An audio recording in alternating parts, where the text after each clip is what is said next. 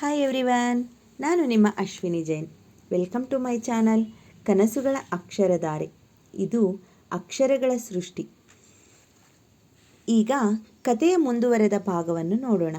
ಅದಕ್ಕೂ ಮುಂಚೆ ನನ್ನ ಕಥೆಗಳು ನಿಮಗೆ ಇಷ್ಟವಾಗಿದ್ದರೆ ತಪ್ಪದೇ ಲೈಕ್ ಮಾಡಿ, ಕಮೆಂಟ್ ಮಾಡಿ ಮತ್ತು ಶೇರ್ ಮಾಡಿ. ಹಾಗೆಯೇ ನನ್ನ ಚಾನಲ್ಗೆ ನೀವು ಹೊಸಬರಾಗಿದ್ದರೆ ದಯವಿಟ್ಟು ಸಬ್ಸ್ಕ್ರೈಬ್ ಆಗಿ, ಪಕ್ಕದಲ್ಲಿರುವ ಬೆಲ್ ಐಕಾನ್ ಪ್ರೆಸ್ ಮಾಡಿ. ಇದರಿಂದ ನನ್ನ ಎಲ್ಲ ಕಥೆಗಳ ನೋಟಿಫಿಕೇಷನ್ ನಿಮಗೆ ಸಿಗುತ್ತದೆ.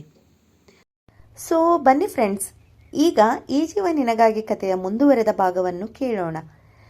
ಹಿಂದಿನ ಸಂಚಿಕೆ ನಿಮಗೆಲ್ಲ ಇಷ್ಟವಾಗಿದೆ ಎಂದು ಭಾವಿಸಿ ಈ ದಿನದ ಮುಂದಿನ ಸಂಚಿಕೆಯನ್ನು ಪ್ರಾರಂಭಿಸುತ್ತಿದ್ದೇನೆ. ಕಥೆಯ ಶೀರ್ಷಿಕೆ ಈ ಜೀವ ನಿನಗಾಗಿ. ಅಧ್ಯಾಯ 44. ಮುರಿದ ಮನಸ್ಸು ಒಂದಾಗುವುದ. ಕಾಲೇಜಿಗೆ ಹೋದ ಅಮೃತ ಇವತ್ತು ದಿನಕ್ಕಿಂತಲೂ ಸ್ವಲ್ಪ ಚೇತರಿಸಿಕೊಂಡಿದ್ದಳು. ಇತ್ತೀಚೆಗೆ ಮೌನವಾಗೇ ಇದ್ದವಳು ತರಗತಿಯ ನಂತರ ಗ್ರಂಥಾಲಯದಲ್ಲಿ ಕುಳಿತು ಹೊತ್ತು ಸರಿಸಿ ತಡವಾಗಿ ಮನೆ ಸೇರುತ್ತಿದ್ದಳು. ಮನೆಗೆ ಹೋದರೂ ತಾನು ಒಬ್ಬಂಟಿಯೇ, ತನಗಾಗಿ ಕಾದು ಕುಳಿಯುವವರಾದರೂ ಯಾರು ಎಂಬ ಆಲೋಚನೆಯೇ ಅವಳನ್ನು ಮಾನಸಿಕವಾಗಿ ಮತ್ತಷ್ಟು ಹೈರಾಣ ಮಾಡುತ್ತಿತ್ತು. ಸದಾ ಬೇರೆಯವರ ಒಳಿತನ್ನೇ ಬಯಸುವ ಜೀವ ಇಂದು ತನ್ನಲ್ಲೇ ಜನ್ಮಕ್ಕೆ ಸಾಕಾಗುವಷ್ಟು ನೋವನ್ನು ಬಚ್ಚಿಟ್ಟುಕೊಂಡು ಮೌನವಾಗಿ ರೋಧಿಸುತ್ತಿತ್ತು. ಕಾಲೇಜಿಗೆ ಹೋದವಳಿಗೆ ತಕ್ಷಣ ಏನೋ ನೆನಪಾಗಿ ಮನೆ ದಾರಿ ಹಿಡಿದಳು. ಇಂದು ಹೇಗೂ ಚಾರ್ವಿ ಇವತ್ತು ಹಾಸ್ಟೆಲ್ ಹೋಗಿರ್ತಾಳೆ. ಇಂದು ಜೈನ ನೋಡಿ ಹೇಗಿದ್ದಾನೆ ಅಂತ ಮಾತಾಡಿಸಬೇಕು. ಎಷ್ಟು ದಿನ ಆಯಿತು ಅವನೊಟ್ಟಿಗೆ ಮಾತನಾಡಿ ಎಂದು ಅವಳ ಮನ ಮುಂದಿನ ಕಾರ್ಯದ ಯೋಜನೆಯಲ್ಲಿದ್ದರೆ, ಬುದ್ಧಿ ನೀನು ಚಾರ್ವಿಗೆ ಹೆದರಿ ಇಷ್ಟು ದಿನ ಜೈಯಿಂದ ದೂರ ಉಳಿದಿದ್ದ, ಅಥವಾ ಅವನು ಬೇರೊಬ್ಬರಿಗೆ ಸೇರಿದವನೆಂದು ತಿಳಿದು ಹಿಂದೆ ಸರಿದದ್ದ? ಅವನ ಒಲವು ಬೇರೆಯವರಿಗೆ ಸೇರಿದ್ದು.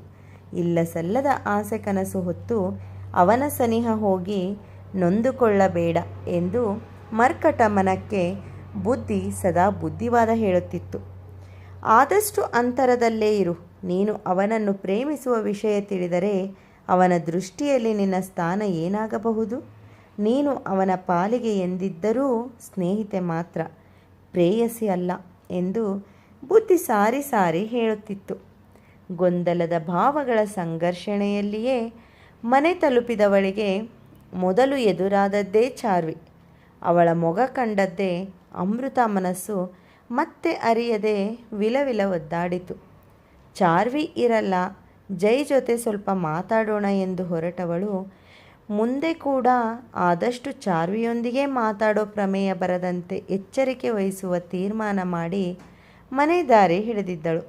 ಆದರೆ ಮನೆಗೆ ಬರುತ್ತಲೇ ಚಾರ್ವಿಯನ್ನು ನೋಡಿದ್ದೆ ಅಮ್ಮು ಉತ್ಸಾಹವೆಲ್ಲ ನೆಲಕಚ್ಚಿತ್ತು. ಏನೊಂದು ಮಾತನಾಡದೆ ಮೌನವಾಗಿ ಮನದಲ್ಲೇ ರೋಧಿಸುತ್ತಾ ಕೋಣೆ ಸೇರಿದಳು. ಅವಳ ಮೌನ ಸೃಜೈಗೆ ಸಹಿಸಲು ಸಾಧ್ಯವಾಗದ ಹಿಂಸೆ. ಮೊದಲಿನಂತೆ ಅವಳು ತನ್ನೊಂದಿಗೆ ತಮಾಷೆ ಮಾಡುತ್ತಾ ಕಾಲೆಳೆಯುತ್ತಾ ಎಂದು ಮಾತನಾಡುವಳೋ? ಅವಳ ನಗು ಕಾಣದ ಮನಗಳು ಮರುಭೂಮಿಯಂತಾಗಿವೆ. ಅವಳ ತುಂಟಾಟ, ನಗು ಎಲ್ಲವೂ ಮಾಯವಾದಂತಿದೆ ಎಂದು ತನ್ನದೇ ಯೋಚನೆಯಲ್ಲಿ ಮುಳುಗಿದ್ದಾನೆ ಸೃಜಯ್. ಅವಳೊಂದಿಗೆ ಮಾತನಾಡಿ ಅವಳ ಮನ ತಿಳಿಗೊಳಿಸಬೇಕು. ನನ್ನ ಬೊಂಬೆ ಹೀಗಿದ್ದರೆ ಅದು ಅವಳ ಹೆಸರಿಗೆ ಶೋಭೆಯಲ್ಲ. ಹೀಗೆ ಅವನ ಮನ ತನ್ನದೇ ಯೋಚನಾ ಸರಣಿಯಲ್ಲಿ ಸಾಗಿತ್ತು. ಅವನನ್ನು ವಾಸ್ತವಕ್ಕೆ ತಂದದ್ದು ಚಾರ್ವಿಯ ದನಿ. ಜೈ, ನಾನು ಅಮೃತ ಜೊತೆ ಮಾತಾಡಿ ಹಾಸ್ಟೆಲ್ ಹೊರಡ್ತೀನಿ. ಲೇಟ್ ಆದರೆ ವಾರ್ಡನ್ ಬೈತಾರೆ ಎಂದ ಚಾರ್ವಿ ಅಮ್ಮು ಕೋಣೆ ಕಡೆ ಹೊರಡಲು ಅಣಿಯಾದಳು. ಅವಳ ಮಾತು ಕೇಳಿದ್ದೆ ಬೆಚ್ಚಿ ಬಿದ್ದ ಜೈ, ಚಾರ್ವಿ ಪುಟ, ಮೊನ್ನೆ ಹಾಸ್ಪಿಟಲಲ್ಲಿ ಆದ ಅವಾಂತರವೇ ಸಾಕು. ಬೊಂಬೆ ಅವತ್ತಿನಿಂದ ಮೌನ ಗೌರಿಯಾಗಿದ್ದಾಳೆ. ಅವಳ ಮೌನ ಸಹಿಸೋ ಶಕ್ತಿ ನನಗಿಲ್ಲ ಕಣೋ.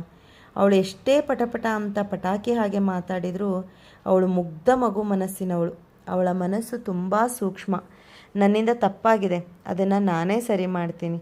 ನೀನು ಹೊರಡು, ತಡ ಆಗುತ್ತೆ ಎಂದನು. ಜೈ ಮಾತಿಗೆ ಕ್ಯಾರೆ ಎನ್ನದ ಹಠಮಾರಿ ಚಾರ್ವಿ, ಇಲ್ಲ, ಒಮ್ಮೆ ನಾನು ಅಮೃತ ಜೊತೆ ಮಾತಾಡಿ ಮೊನ್ನೆ ನಡೆದಿದ್ದಕ್ಕೆ ಕ್ಷಮೆ ಕೇಳಿ ಹೋಗುತ್ತೀನಿ ಎಂದಳು. ನಿನ್ನ ಹಠ ನೀನು ಬಿಡಲ್ಲ, ಏನಾದರೂ ಮಾಡ್ಕೊ. ಆದರೆ ಅದರಿಂದ ಬೊಂಬೆ ಮತ್ತಷ್ಟು ನೊಂದರೆ ನಾನು ಮಾತ್ರ ನಿನ್ನ ಇನ್ಯಾವತ್ತೂ ಕ್ಷಮಿಸಲ್ಲ. ನನ್ನನ್ನೇ ನಾನು ಕ್ಷಮಿಸ್ಕೊಳ್ಳೋಕ್ಕೂ ಆಗಲ್ಲ ಎಂದು ಕೋಪದಲ್ಲಿ ನುಡಿದನು. ಗೊತ್ತಪ್ಪ ದೊರೆ, ನಿಮಗೆ ನಾವ್ಯಾರೂ ಕಣ್ಣಿಗೆ ಕಾಣೋದೇ ಇಲ್ಲ. ನಿನ್ನ ಪ್ರಪಂಚದಲ್ಲಿ ಅವಳೊಬ್ಬಳಿಗೆ ಸ್ಥಾನ ಅನ್ನೋ ಹಾಗೆ ಆಡಬೇಡ್ವೋ. ನಾನೂ ಸಹ ನಿನ್ನೆ ನಂಬಿದ್ದೀನಿ. ನಿನ್ನ ಬೊಂಬೆಗೆ ನಾನೇನು ನೋವು ಕೊಡಲ್ಲ ಕಣಪ್ಪ.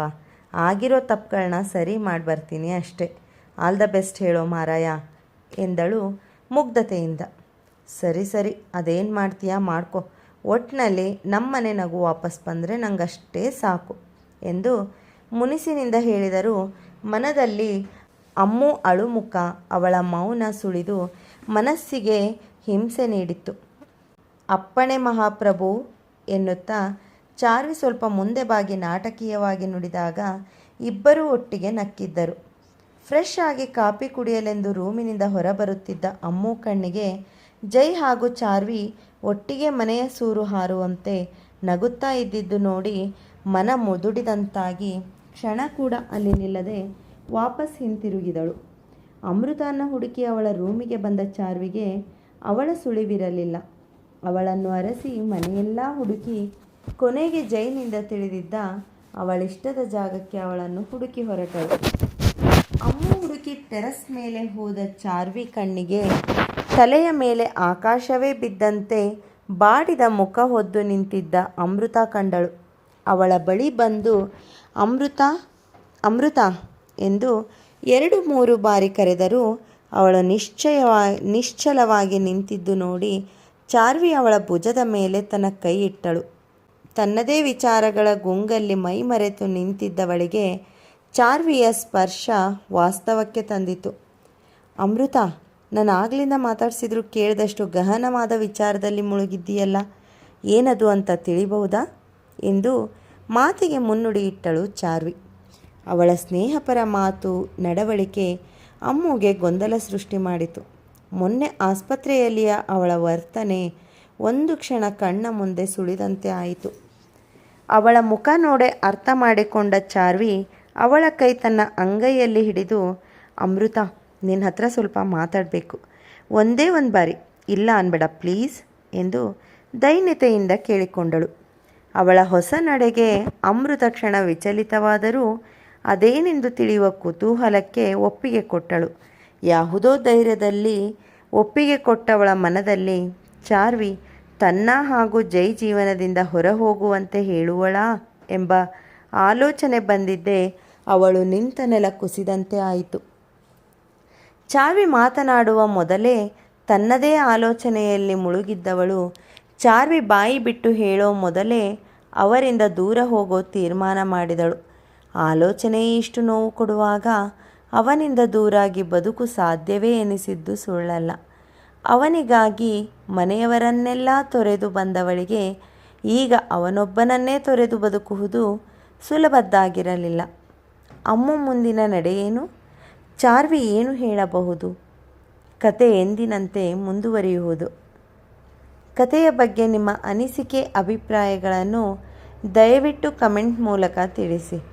ಮುಂದಿನ ಸಂಚಿಕೆಯಲ್ಲಿ ಮತ್ತೊಂದು ಹೊಸ ತಿರುವಿನೊಂದಿಗೆ ಭೇಟಿಯಾಗುವ. Stay tune. ಕನಸುಗಳ ಅಕ್ಷರಧಾರೆ.